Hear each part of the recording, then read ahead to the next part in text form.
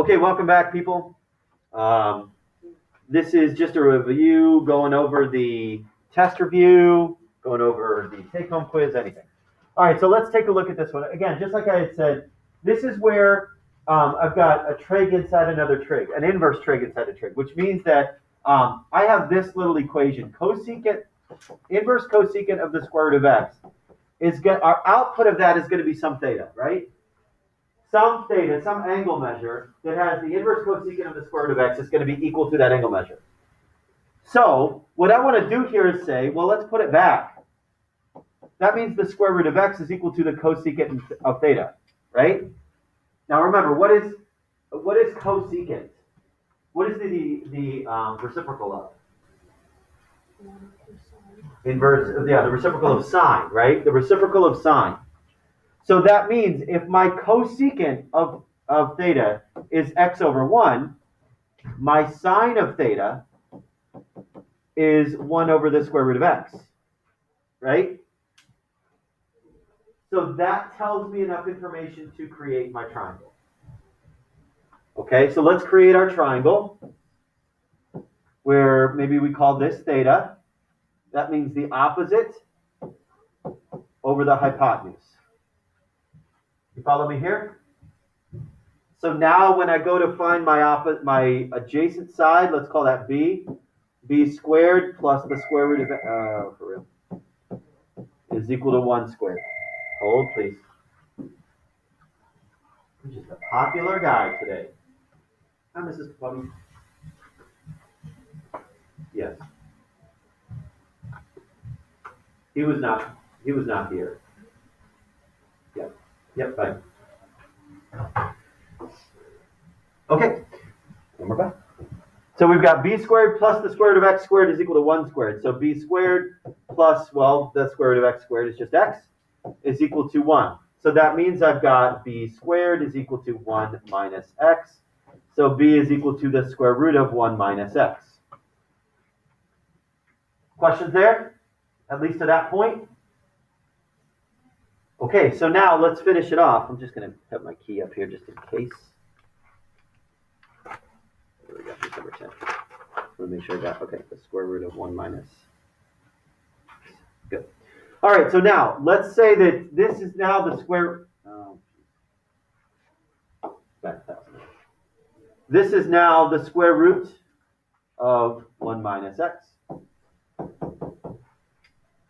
And now I want to find tangent of this thing. I want to find tangent of theta, right? Because theta really equals inverse cosecant of the square root of x. Right? This angle measure that we're calling theta, that's really equal to theta. So now I'm just substituting that in for this piece here. So I'm really finding tangent of theta. Tangent of theta is opposite over adjacent. So it's the square root of x. Oh, excuse me.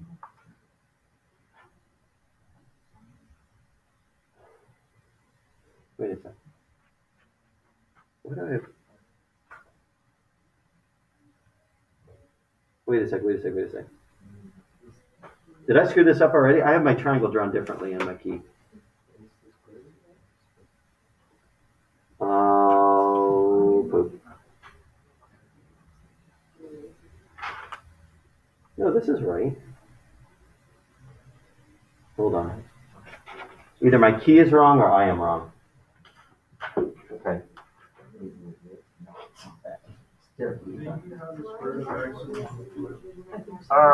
Poop. Ah, poop. I have no idea why, and I just don't want to. I just don't want to sound stupid. Don't worry, you're not stupid. Yeah, look at that.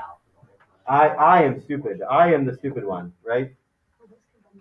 Come on now, Laverick. I should restart my video. That's okay. It's okay to show your mistakes. Sometimes you just make mistakes. Okay, I put these in the wrong spot because the hypotenuse should be the square root of x. Sorry. There we go. That's a little bit better. Now, does that change things? Yes, it does. That changes things for this. So that means now that this is, let's call that b again. B squared plus 1 squared is equal to the square root of x squared. right? So now b squared is equal to x minus 1. So b is equal to the square root of x minus 1. I had 1 minus x, didn't I? So that it really just flips that around a little bit. Okay, there we go. Now I'm feeling better about this. Now we're grooving. Okay, that's a little bit better. And now we can say the tangent of theta is equal to the opposite over the adjacent, right? And that would be an acceptable answer. I would take that as an answer. Or if you wanted to rationalize, you could say the square root of x minus 1 over x minus 1. Either of these would be an acceptable answer. Okay. The cosecant threw me off. I got a reciprocal and yeah. All right, questions about that one? All right, what else do we want to go over on the review or the take-home quiz or bless you? What do we want to see? Yes, Mr. Cassidy. Did we do 15? On the review? Yeah. Yeah. 15 on the review. Bless you. Bless you. Oop, I kind of cut it off. Hold on a second. Let me get that again.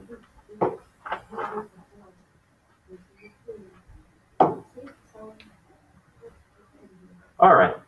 So number 15 here says a bacteria culture starts with 600 bacteria and doubles in size every 2 hours.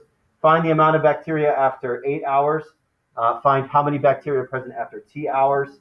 Find the amount of bacteria after 15 hours.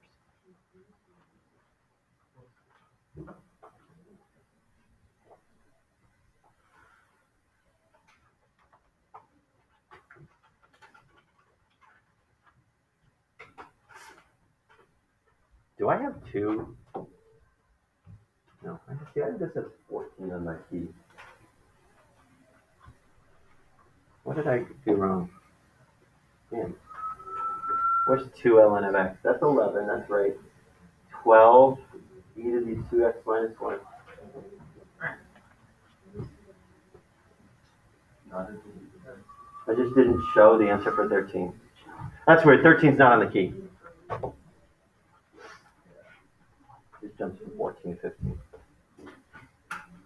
Oh, no, I wrote this one. If you're looking at the key, if you look at the key, this one says 14. This one says 15. This one says 16. So sorry about that. Okay, let's take a look here. Bacteria culture starts with 600 bacteria, doubles in size every 2 hours. Find the amount of bacteria after 8 hours. So we could just, manually run the numbers. We could say, okay, we got f of 0 is 600, f of 2 hours, 1200, f of 4 hours, 2400, f of 6 hours is 4800. So f of 8 hours is, what's that, 9600? 4800 times 2. So that's my f of 8. That's my, in 8 hours, it's 9600 bacteria. And then it says find how many bacteria are present after T hours. So basically creating an equation out of this. Remember that to create the exponential equation, it's the original amount times, and then I have my 2, because it's doubling, right? Doubling, okay, doubling, and to the exponent, it's t divided by 2. T divided by 2, because that's how much it's doubling by. Okay, t divided by 2. Or that's the every 2 hours it's doubling. Okay. Now, I plug that in for C. I say find the amount of bacteria after 15 hours. So this is really, so that's part B. Part C says, okay, that means 15 hours, that's going to be 600, not 6,000, 600 times 2 to the 15 over 2. Right. And I'll cheat here and look at my key. That's 108,611. Just plug that in our calculator. 108,611.6. We'll round that off there, 0.6. And then part D says, when will the population reach 140,000? Now this I have to go to my calculator for. This I have to say, okay, I go into my y equals, I plug in my initial equation, 600. The original amount, doubling. How fast is doubling? Every 2 hours, so it's x over 2 to the x. Oh, get out of there. To the x. Get my parentheses. X over 2.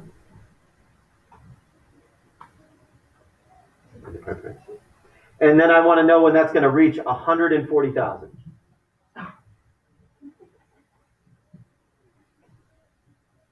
Now, I'm going to zoom 6 this, and then I'll change my window. I'll let it run. And now let's zoom fit this. And so here's my exponential equation crawling along at the bottom. It's going to come up. And then I'm going to see my 140,000 line all the way up there. So I can do a couple things. I can rearrange my window. I'm just going to zoom out until I see the intersection point. There's my exponential. There's my 140,000 line. Second, calculate the intersection point. Enter, enter, enter. Looks like it's 15.7. Yep, that's what I have on my key as well, 15.73. So put it back into context, 15.73 what? What's this? Every hour, so hours, 15.73 hours.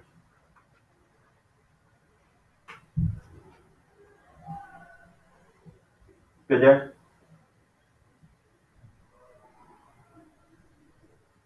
What other questions do we have? What else do we want to talk about? Alex? 11. On the review? Yeah.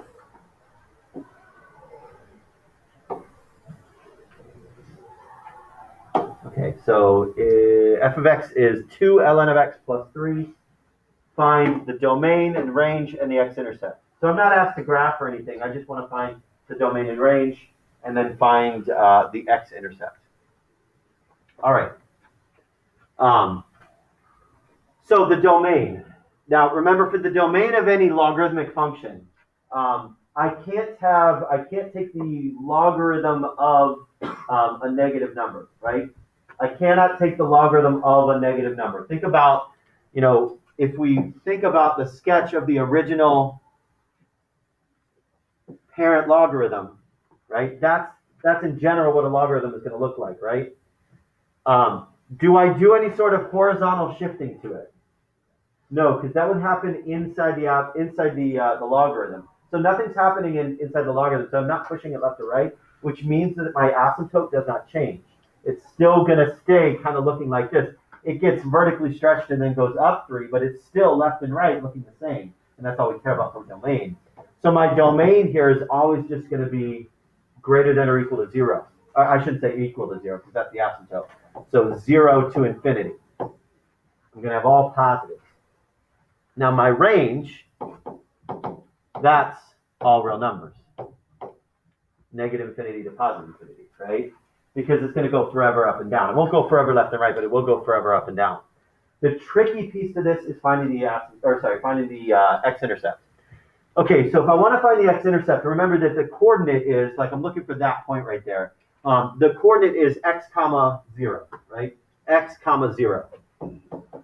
So meaning I want to plug y in for f of x. I plug 0 in for f of x. 0 is equal to 2 ln of x plus 3. And I've got to solve that equation because that's going to give me my x-coordinate of my x-intercept. I subtract the 3 over to the other side.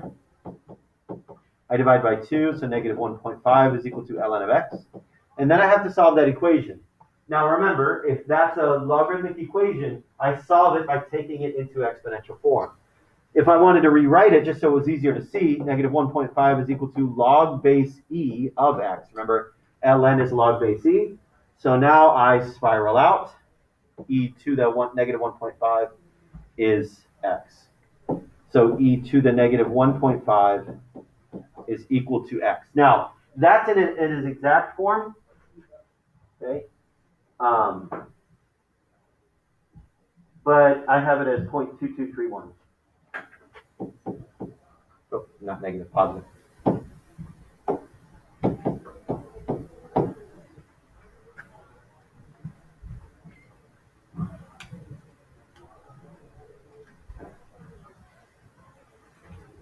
Questions about that?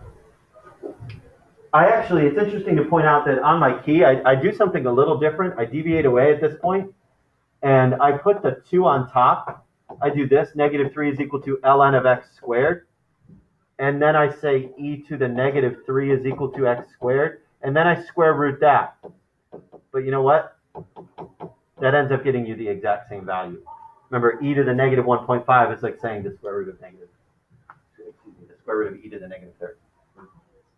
So those two end up getting you the exact same spot. Does that clear that up there? What other questions do we have? Popio. 16? Yeah. The half-life one? Yep. These half-life ones are kind of tricky. Same with that exponential growth one. It kind of works the exact same way.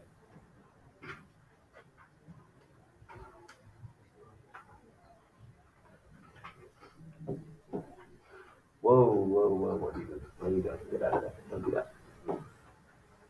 Yeah, I'm sorry. My numbering on the key gets messed up. I call this number 18 on the key. I don't know why I do that. Okay, the half-life of a substance is 6 days. The initial mass of the sample is 20 grams.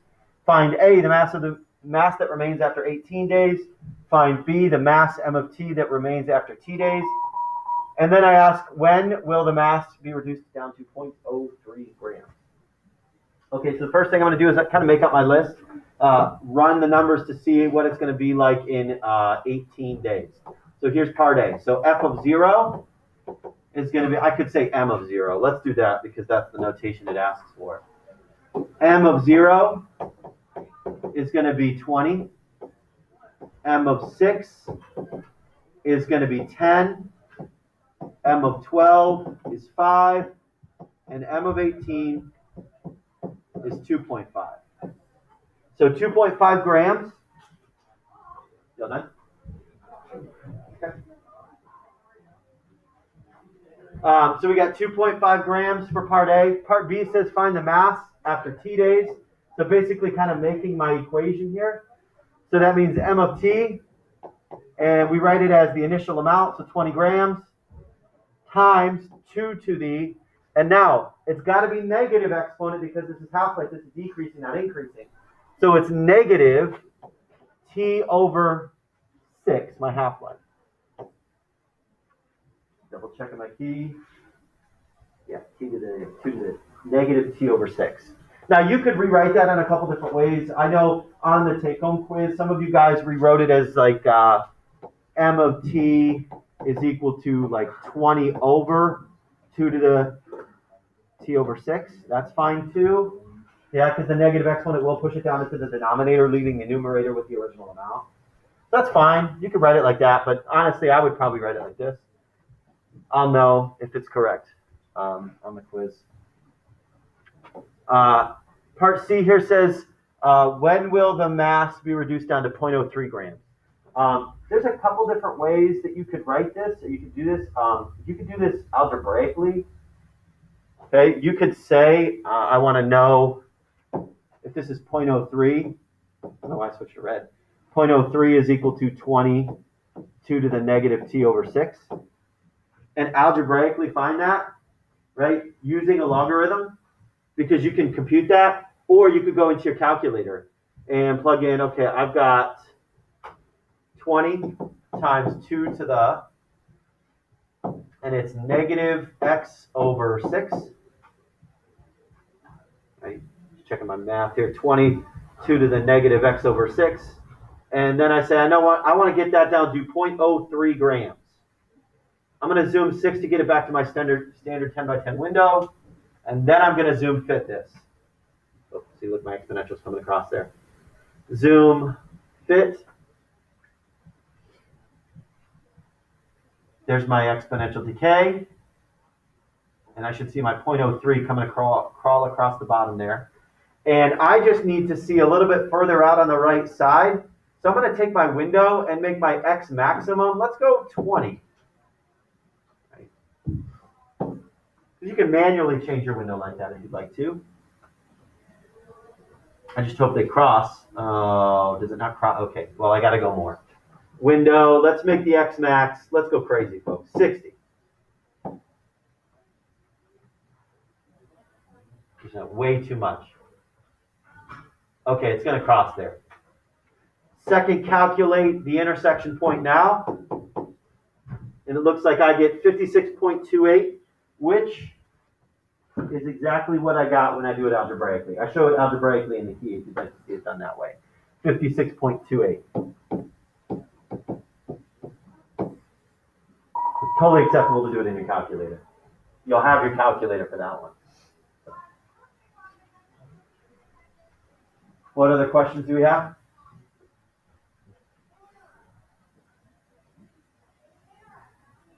What else would we like to see?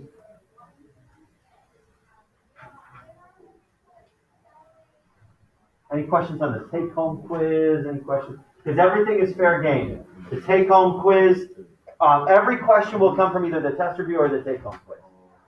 And you'll see some overlap from the take-home quiz to the test review as well. Can we go over 13? Yeah.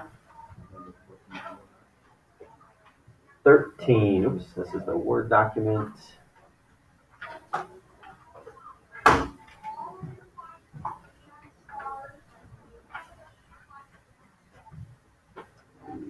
Number 14 on the key. Okay.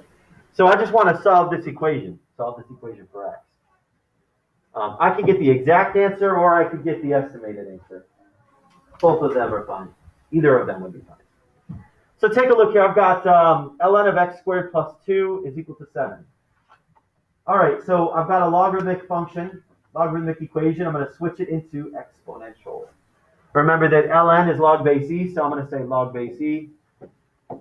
You could skip to the next step if you wanted to, but just to show it here, then I spiral from this. So this is e to the 7th is equal to x squared plus 2. Now, when I take e to the 7th, that's going to give me a decimal. So I'm going to leave it unrounded until my last step. Again, man, I'm so in algebra mode. Look at me subtracting 2 to both sides. E to the 7th minus 2 is equal to x squared, and then I square root it. E to the 7th minus 2. That's x, and I should say plus or minus, because I square rooted it. Plus or minus the square root of e to the 7th minus 2. That's the exact answer. Right? If I wanted to go just strictly exact answer, e to the 7th minus 2, square root of that. But let's go into our calculator and see what that is. We've got e to the 7th minus 2, and the square root of that. 33.08. 33.09. So x equals plus or minus 33.09. And again, the reason I put plus or minus here is because I could have that negative x value. You know, you can't take a logarithm of a negative number, but what's going to happen if I plug in a negative? It's going to immediately get squared and turn positive. Okay, so I can use the negative 33.09 as well. The reason why I wasn't including negatives like when I was doing that trig stuff is because we were talking about distances. So whenever I was taking a square root, I would not need to worry about the negative distance. So that's why I would only use the positive. But if we're talking about something algebraic like this, I have to use the plus or minus in front of it.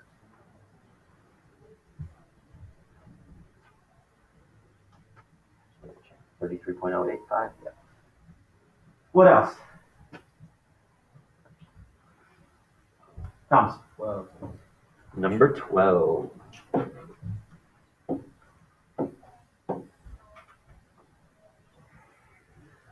Same type of thing here. I believe we could get a exact answer or a rounded answer. So take a look here.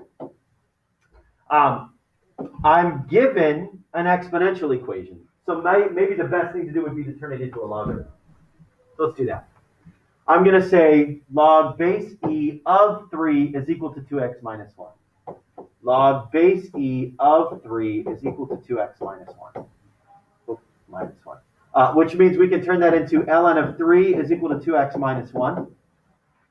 Now, when I go to take ln of 3, which you can do on your calculator, so you'll have your calculator, that's going to give me a decimal. That's going to give me a rounded answer if I take a decimal. So let's leave it exact until my final step. So that means, man, have it there. ln of 3 plus 1 is equal to 2x. And when I divide by 2, ln of 3 plus 1 And it might be a good idea to just put the 3 inside parentheses so we're not confused on like ln of 3 plus 1. We're just going to take ln of 3, then plus 1, and then divide by 2. So that's my exact answer, ln of 3 plus 1 over 2. So, but let's see what it looks like as a decimal. Ln of 3, I'll hit enter, plus 1, divide by 2. 1.05. Approximately 1.05. That's not an exact answer. 1.05 approximate. Yep. That's what I got on my t-shirt.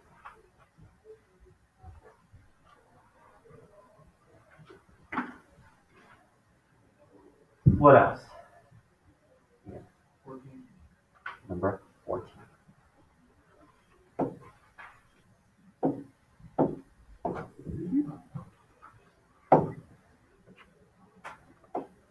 Okay.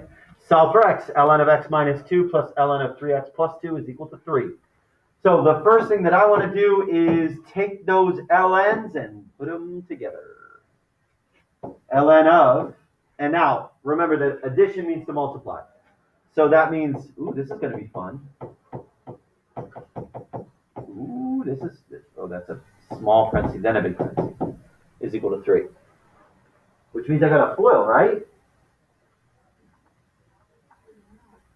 This is number 14. Look at number 15 on my sheet. Yeah. That means I got a FOIL. ln of, so first, 3x squared. My outers would be a 2x and then a minus 6x. So negative 4x altogether, minus 4. 3x squared minus 4x minus 4. I'm going to FOIL that out. Now, I can't solve for x until I take the logarithm away, right? So again, you could call that log base e. I'll spiral it now, log base e. So e to the third is equal to this quadratic.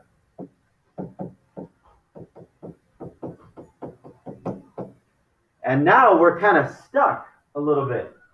I'm not going to be able to get an exact answer. I need to turn it into a decimal. Is everybody good with how we got to here? Actually, look a little befuddled there. Wouldn't the 3 be on the opposite side of the log equation?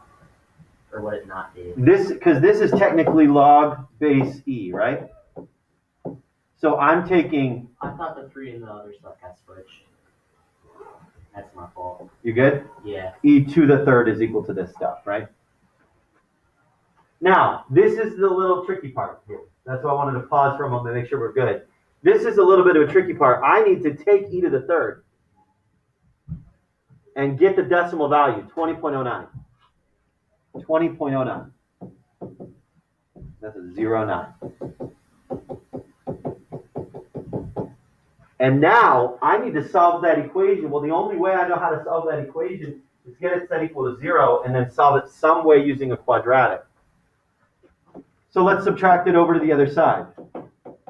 Okay, so negative 4, subtract over the 20.09. Which gets me negative 24.09.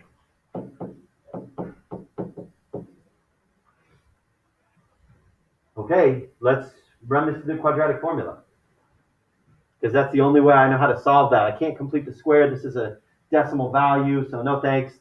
I guess I could complete the square, but let's not do that.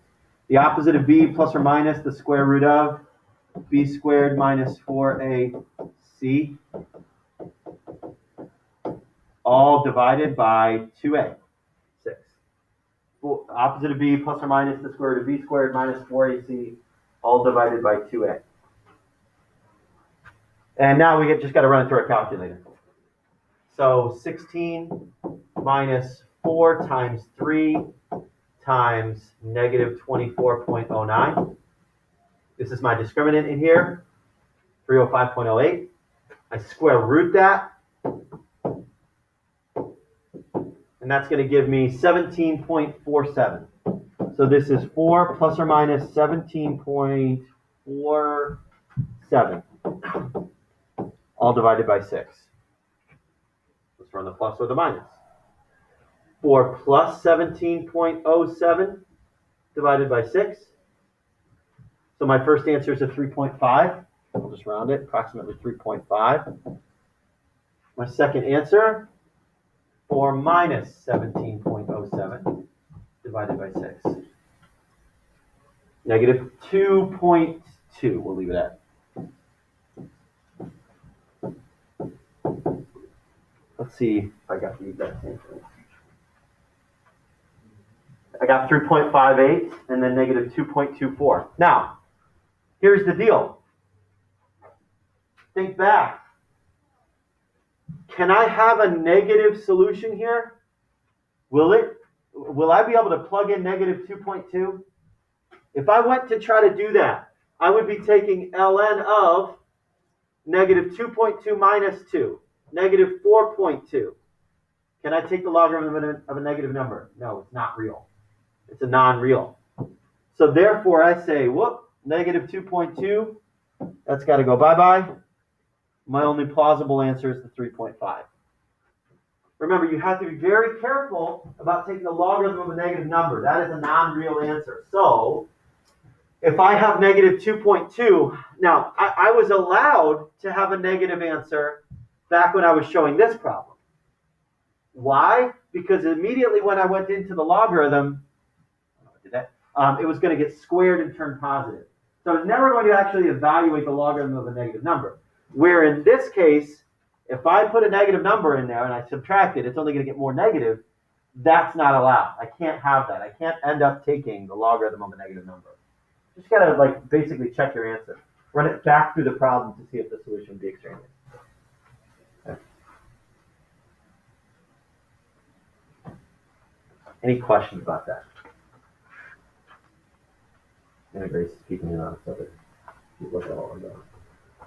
She's interested. She's like, ooh. Fun stuff over there. Do a little quadratic running. Now I'm in the top. I don't know about 3 cats, something in black. All right, what other questions do we have? You might as well do the whole back and just do 17. Why not? I mean, just let's go for it. I mean, why not? Let's just make it a party and do the whole back of the paper, right? You're having fun. I'm having fun. I don't know about you guys, but I'm having fun. All right, so let's run the, what is this, linear regression? Is that what we're doing here? Is the linear model appropriate? Yeah, okay, so let's run a linear model of this real quick. Why not? Okay, we got 0 to 12.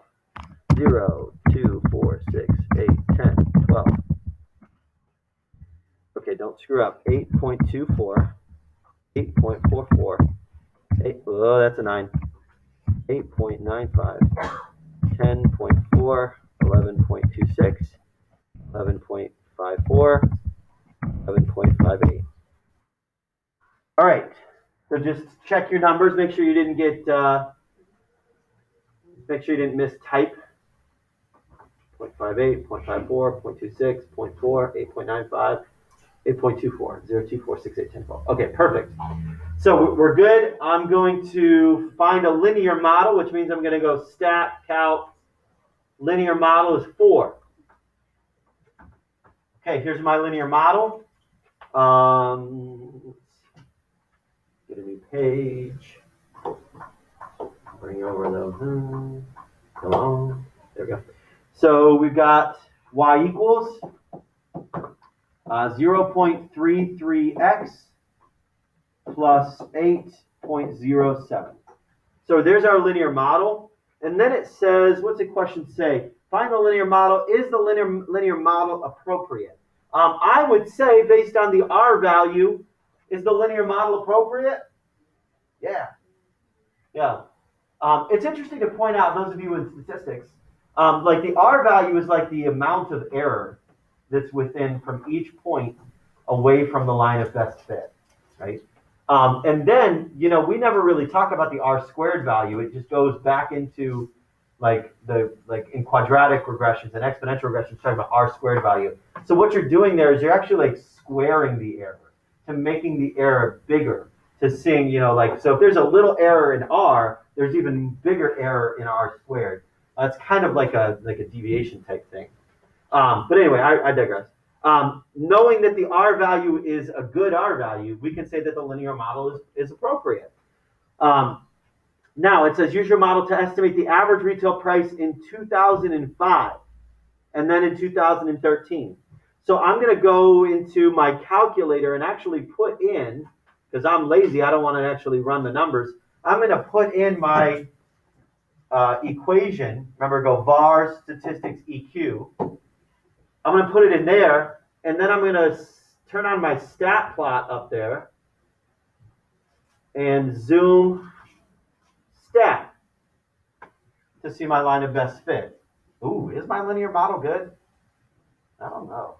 I mean, sort of. It looks by the R value to be good, but then when I go to plug in my calculator, ooh, I'm getting a little dicey there.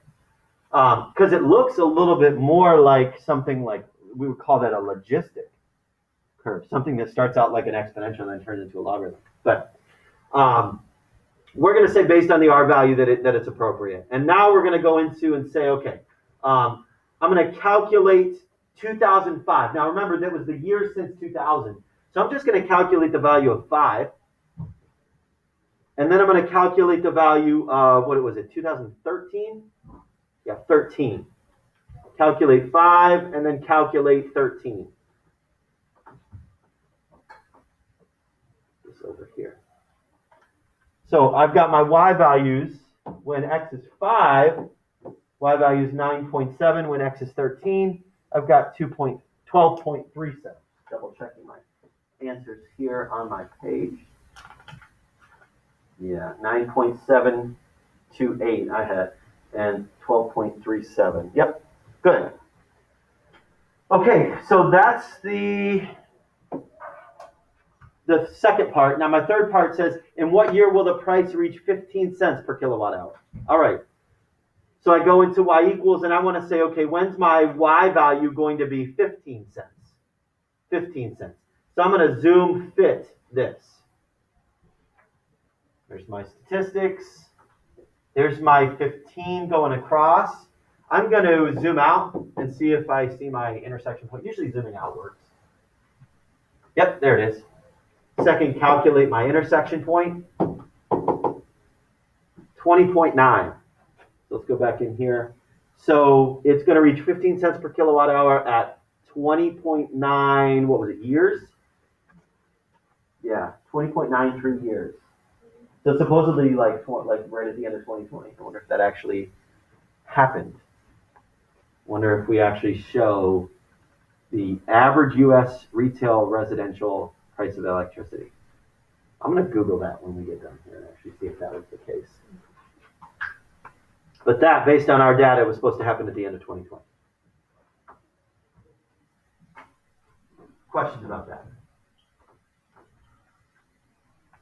Okay, is there anything else? I know we're coming close to the end of our time today. No. Okay, I'll turn off the video.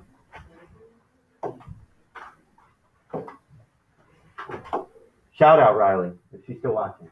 Riley, don't want to ask you. Shout out.